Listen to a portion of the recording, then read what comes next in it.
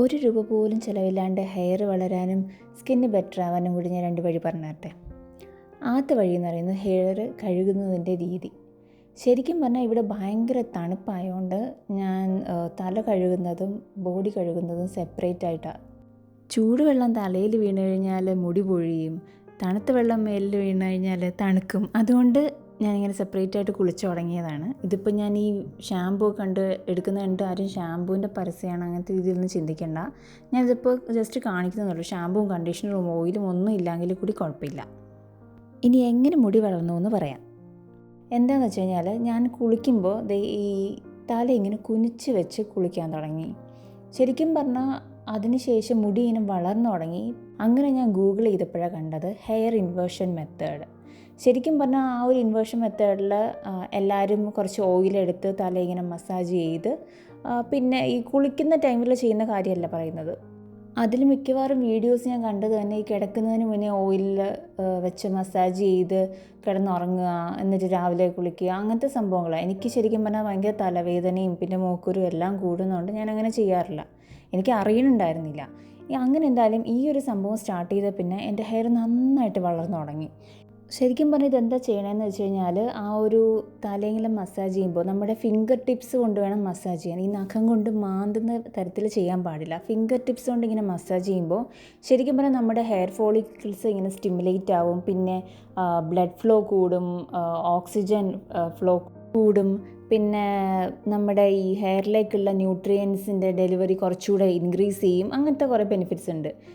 പ്രധാനമായിട്ട് നിങ്ങൾ കൺസിഡർ ചെയ്യേണ്ടതെന്ന് വെച്ച് കഴിഞ്ഞാൽ 7 ദിവസത്തിൽ കൂടുതൽ അടുപ്പിച്ചത് ചെയ്യാൻ പാടില്ല. ഒരു ബ്രേക്ക് എടുക്കണം. ഇപ്പോൾ 7 ദിവസം ചെയ്യുകയാണെങ്കിൽ പിന്നെ ഒരു 7 ദിവസം ചെയ്യാൻ പാടില്ല. അങ്ങനെ ഞാൻ ചെയ്യുന്നത് എന്താണെന്ന് വെച്ച് കഴിഞ്ഞാൽ ഇവിടെ ഞാൻ പറഞ്ഞല്ലോ തണുപ്പായതുകൊണ്ട് ഞാൻ വീക്ക്ലി 2 മാത്രമേ തല കഴുകൂ. അധികം വേർക്കുകയില്ലല്ലോ.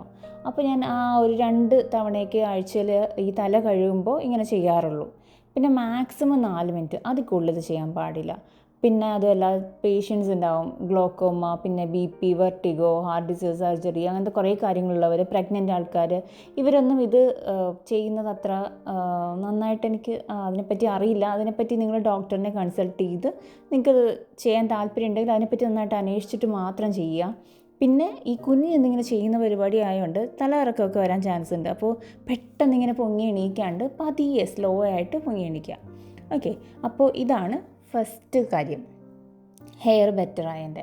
ഇതിലെങ്ങനെ സ്കിന്ന് ബെറ്റർ ആയെന്ന് വെച്ച് കഴിഞ്ഞാൽ ഇങ്ങനെ ചെയ്യുമ്പോൾ ശരിക്കും പറഞ്ഞാൽ ആ ഷാമ്പൂവും കണ്ടീഷണറും അല്ലെങ്കിൽ ഓയിലും എന്തൊക്കെ തലയിലുള്ള ചെളിയാണെങ്കിൽ കൂടി തല കഴുകുമ്പോൾ നമ്മളുടെ ഫേസിലേക്ക് വരുന്നില്ല. അങ്ങനെ ഫേസിലേക്ക് വരാതാകുമ്പോൾ തന്നെ ആ പിമ്പിൾസിൻ്റെയൊക്കെ അളവ് നല്ലോണം കുറയും.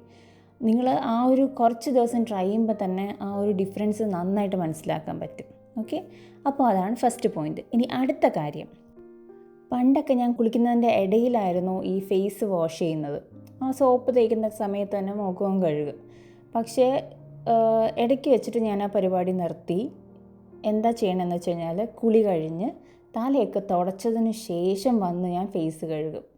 കാരണം വെച്ച് കഴിഞ്ഞാൽ നമ്മളിങ്ങനെ മുടി ഫ്രണ്ടിലോട്ടിട്ടും തല തുടയ്ക്കുക അങ്ങനത്തെ പരിപാടികളിൽ ഈ ഫേസിൽ വന്ന് ഹെയർ വീഴും. പിന്നെ അതുപോലെ കുളിച്ചുകൊണ്ട് നിൽക്കുന്നതിൻ്റെ കുളി കഴിയുന്നത് വരെ നമ്മുടെ തലയിൽ നിന്നുള്ള വെള്ളം ഇങ്ങനെ മുഖത്തോട്ട് വീണുകൊണ്ടിരിക്കുകയാണെങ്കിൽ അതെല്ലാം ഫേസിന് ഇതല്ല, പ്രശ്നമല്ലേ, പിമ്പിൾ കൂടില്ലേ. അപ്പോൾ അതുകൊണ്ട് ഞാൻ ആ ഒരു പരിപാടി നിർത്തിയിട്ട് ഞാൻ കുളി കഴിഞ്ഞ് ഫേസ് വാഷ് ചെയ്യുള്ളൂ. അപ്പോൾ ആ ഒരു റീസൺ കൊണ്ടും ഫേസ് നല്ലോണം ഡിഫറൻസ് വന്നു തുടങ്ങി, പിമ്പിൾസൊക്കെ കുറഞ്ഞു തുടങ്ങി.